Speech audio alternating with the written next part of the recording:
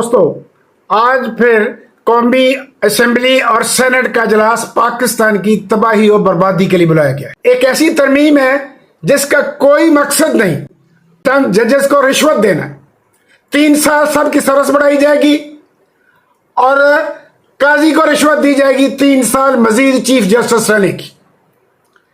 ان کے پاس اکثریت نہیں ہے، نہ سینٹ میں ہے نہ قومی اسمبلی میں، مگر پھر بھی اجلاس بلایا گیا ہے۔